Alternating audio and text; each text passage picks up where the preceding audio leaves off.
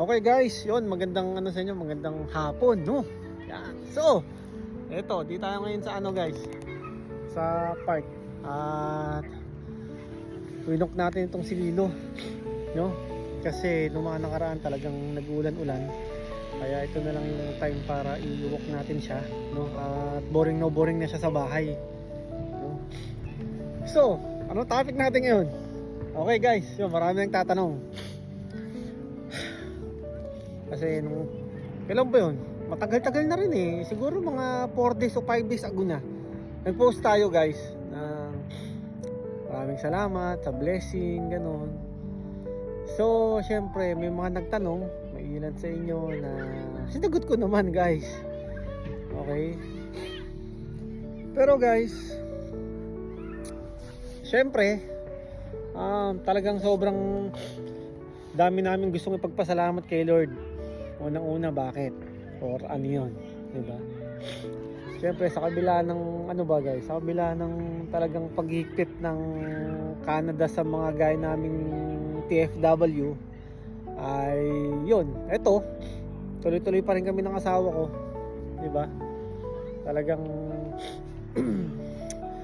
again, super blessed kami. Hindi lang kami, siyempre maging kayo din naman, diba? Pero basically sa nararanasan namin dito, talagang ano guys, talagang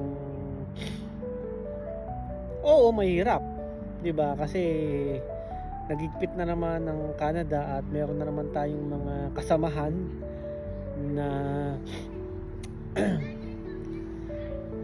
uuwi na, no? Siyempre hindi naman natin saklaw na yung mga ganung bagay. At alam naman natin na may plano si Lord sa kanila, 'di ba? At maging sa amin din, 'di ba? Do talagang hindi natin maiiwasan yung mga challenges, problema na dumadating sa amin, sa atin, pero talagang ang tiwala namin kay Lord hindi mawawala. Talagang nananatili na kami ay magtitiwala kay Lord kung ano man ang mangyari. Diba, palagi ko nga sinasabi sa inyo,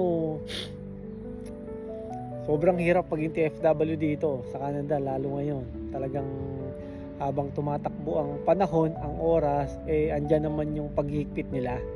Diba?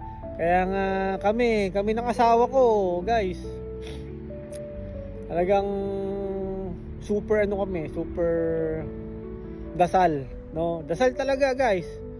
Kanya nga lang, syempre, pag ikaw ay pag tayo nagdadasal, dapat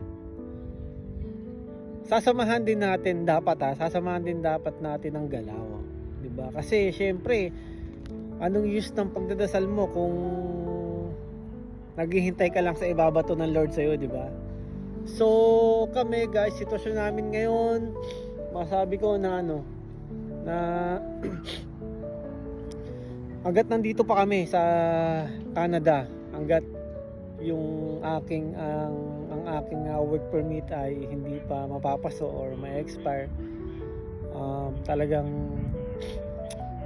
hangga't magagawa ng paraan, gagawin talaga namin, no? Kasi nandito na kami, di ba? Well, kung hindi naman ipagkaloob sa amin ni Lord yung ganung pinaplano namin or ganung pinapangarap namin, ay tuloy pa rin ang tiwala namin sa Kanya. Kasi syempre unang-una, hindi naman kami dadalhin Lord dito kung wala siyang plano. At kung kami naman ay mabigo, well, may plano si Lord kung bakit hinahayaan niyang mangyari yung mga ganung bagay, diba? Kasi ayaw na rin namin talaga magpa-stress eh, diba? Diba, stress na nga paminsan-minsan, tapos alam mo yun, dadagdag pa yung immigration status, diba? Kaya hoping kami, praying kami na sana maging maayos lahat, mapabuti lahat. Kung hindi man, okay lang din, diba? Naniniwala kami na merong mas magandang plano si Lord para sa amin at sa inyo rin, sa atin lahat, diba? Kaya imbis na maglugmok or imbis na, alam mo yun, imbis na wala ng pag-asa, okay lang guys, di ba? Okay lang. Kasi hindi pa naman huli ang lahat para tayo ay magsimula ulit. 'Di ba? Araw-araw, 'di ba? Araw-araw merong merong pag-asa, 'di ba? So hindi natin masasabi, 'di ba? Malay mo, 'di ba?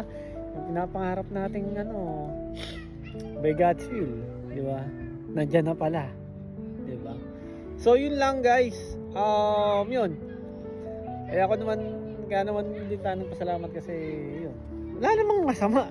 Actually, dapat nga araw-araw tayo nagpapasalamat kasi, 'di ba? Kasi araw-araw tayong binibigyan ng panibagong buhay ni Lord, 'di ba? Safe tayong gumising sa umaga, 'di ba? Pag-iingat sa atin habang natutulog tayo. Alam mo 'yun? Yung pa lang guys, talagang sobrang dapat pinagpapasalamat natin kay Lord, no? Hindi yung kung kailan lang may dumating na blessing, doon pa lang magpapasalamat, 'di ba? Hindi dapat ganoon. Dapat araw-araw tayong magpapasalamat kay Lord. Negative man o positibo man, so dapat palagi tayo nagpapasalamat kay Lord, 'di ba? Kasi hindi naman siya nagkulang sa atin, sa amin, sa inyong lahat, sa atin lahat. Hindi naman siya nagkukulang 'di ba? May talagang pagkakataon na talagang sinusubok niya tayo, 'di ba? Gaya na lang nung nararanasan namin dito, 'di ba? Aminin ko hindi madali, 'di ba? Pero sa bawat pagsubok na binibigay sa amin, sa atin ni Lord, talagang hindi niya kami pinababayaan, 'di ba? Hindi, never talaga, 'di ba? Tsaka sobrang timing ng ginagawa ni Lord sa yun, sa buhay namin mag-asawa, 'di ba? Sobrang sobrang palaging timing guys, timing talaga, timing. Kaya yun. So yun guys, praying kami na maging maayos ang lahat. Hindi lang yung sa amin, pati sa lahat ng mga TFW na talagang nagsusumikap na maabot yung kanilang mga pangarap, no? Mahirap guys, mahirap maging TFW dito, totoo lang. Pero laban lang, 'di ba? Laban lang, 'di ba?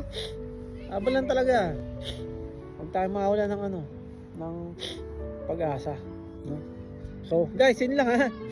Pasensya na kayo. Yun, medyo tayo ay nagdrama lang at sinagot lang din natin yung mga katanungan ng mga ilang natin sumusubaybay.